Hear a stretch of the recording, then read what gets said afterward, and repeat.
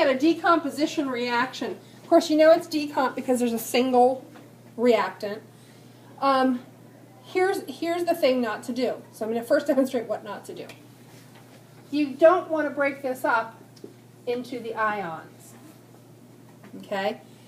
This is an ion. This is the carbonate ion. That would be it'd be the scary metal dude calcium walking alone. Those, when you're just breaking up into the ions, you're not forming new compounds. An ion and a compound are different. You know that. So, if we look at this, and actually this is a reaction that you can do. You can calcium. This is part of the reaction that forms cement. So they take calcium carbonate, they cook it, they heat it. So we would put a little triangle over it. And what you do is you drive off a bunch of CO2 and you end up with calcium oxide. You're looking at likely compounds. CO2 is a compound. It's a molecular, covalently bound compound. Calcium oxide is a compound. Now that's already balanced. But do you see the difference between doing that and just assuming that it splits into its two ions? Yes, no, maybe? Let's do mercury oxide. Now this is an interesting little reaction here. So we take mercury oxide. Mercury oxide is orange. Okay? It's an orange powder, orange crystalline solid. If you heat it,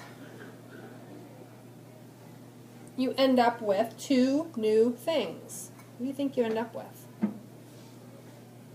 Now here, you don't end up with its ions, but you end up with a solid metal, because scary metal dudes can walk alone.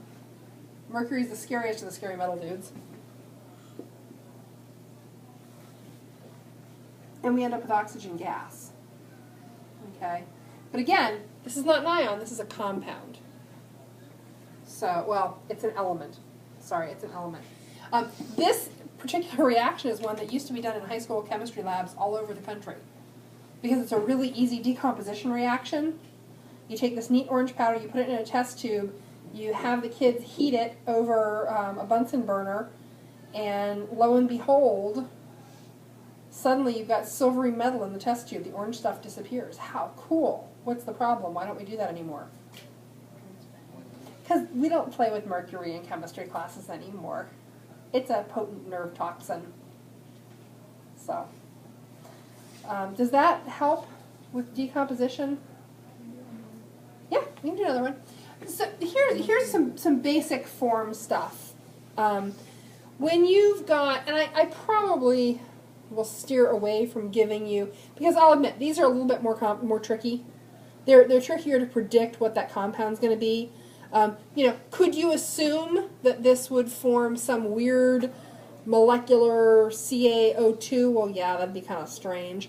And could it form carbon monoxide? Well, I suppose you could. It'd be kind of odd, though. But again, they're a little bit trickier. Common ones are decompositions of metal oxides. So, magnesium oxide. And we can decompose, I don't remember if that's an electrolysis or not. Anyway, breaking apart oxides is a fairly common decomposition. And that's probably the form that I'll stick to. Decomposition of water, though, that's another good one. And that is you're splitting it into hydrogen gas and oxygen gas. But you're not splitting it into, like, oxygen ions.